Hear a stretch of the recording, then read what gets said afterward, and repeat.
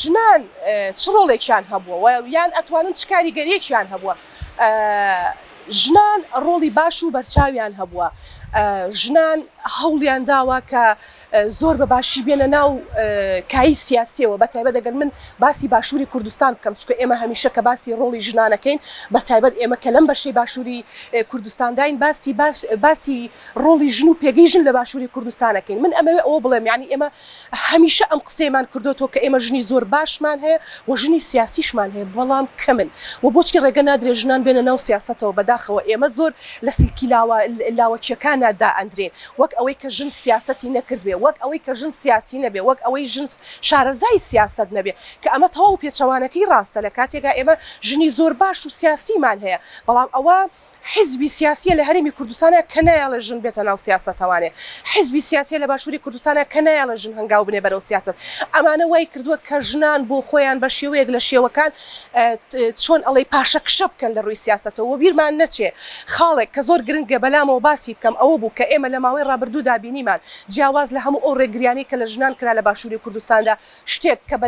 بەداخەوە خەریک بوو ببێتە کللتور لە ناو کۆمەلگای کوردیا کە بە خۆشحاڵیەوە ئێستا کاڵبووتەوە دەستبردن بوو بۆ ئەخلاقی ژنەکان لە باشووری کوردستاندا کە ئەمە ژنی بە تەواوەتی ترسان تەواو پاشەکشەیەکی کرد لەوەی کە هەنگاو بنێ بەرەو پێشەوانە بەڵام خۆشحاڵانە ئەمە ئێستا کاڵبووتەوانێ کۆمەڵێک یاخود دەتوانم بڵێم بەشێک لە ژنان زۆر چاو نەترسانە هەمیشە بۆ ئەوەی ژن پێگەی خۆی هەبێ دەبێت کۆمەڵێک ببن بە چۆن ئەڵێ بە مزاحی ئەبێ کۆمەڵێک ژن هەبێ باج بات هەنگاو بنێ بۆ ئەوی کە بە هەموو ژنەکان بڵێ ئەمە ئەوە نییە کە ئێوە تێیگەشون وە بەتە سەڵات بڵێ منی ژن ئەتوانم خۆم بسەپێنم بەوەی کە من ئەتوانم سیاست بکەم من ئەتوانم بزنس بکەم من ئەتوانم هەموو ئەو شتانە بکەم کە تۆی پیا و ئەتوانی بیکەی وەلایەنێکی دیکەی ئەوەی کە ژنان بۆ ناتوانن بەتەواتی بێنە ناو سیاستەوە لە باشووری کوردستان بەداخەوە ئێمە ئەم ڕاستی هەیەبانەی شارینەوانێ بەشێکی ئەم ئەرکا خەمە سەر شانی ژنان بۆ خۆیان کە ژنان بۆ خۆیان کەمتر خۆیان ئێن لە سلکی سیاست کەمتر یەنە ناو سیاستەوانێ ئەویش هەر ئەگەڕێمەوە بۆ ئەو کللتوری کە لە ڕابردووە هەبووە تاکو ئێستا کە ڕێگرێکی زۆری دروست کردووە ئەمەی کاڵ کردوتەوە لە ناو ژنانە بەڵام بە خۆشحاڵیەوە هێشتا ژنێکەیە کە ئەوەی کە دانەبراوە هێشتا ژنێکەیە کە هەنگاونێ هێشتا ژنێکێک کە کاریگەری هەیە هێشتا ژنێکێک کە لە ناو حیزبە سیاسیەکانە دەنگی هەیە و دەنگ بەرزەکاتەوە کە هیوادارم ئەمە ببێ بە کللتور بۆ وەلایەنێکی دیکەی ئەوەی کە ژنان بۆ ناتوانن بەتەواتی بێنە ناو سیاستەوە لە باشووری کوردستان بەداخەوە ئێمە ئەم ڕاستی هەیەبانەی شارینەوانێ بەشێکی ئەم ئەرکا خەمە سەر شانی ژنان بۆ خۆیان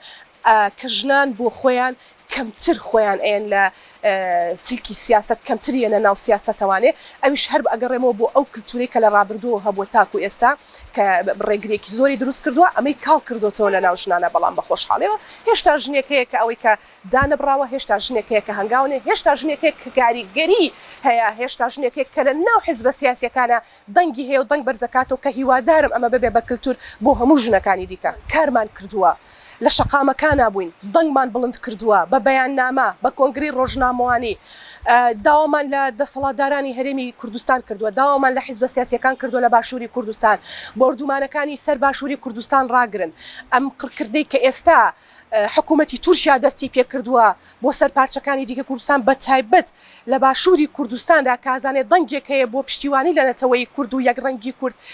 ئەم دەنگە کپە کاتەوانێت تکایە ئەمانە ڕابگرن داوامان کردووە چیتر کللتوری هیچ دەوڵەتێک و هیچ مەملەکەتێک بەسەر کووردا زاڵ نەکرێ کە ئەمەمان زۆر بەڕوونی ئەبینی لە ماوەی ڕابردووە لە کەناڵە میدیایەکانەوە بەداخەوە کە بەشێکیان تەواو ببوونە پاشکۆی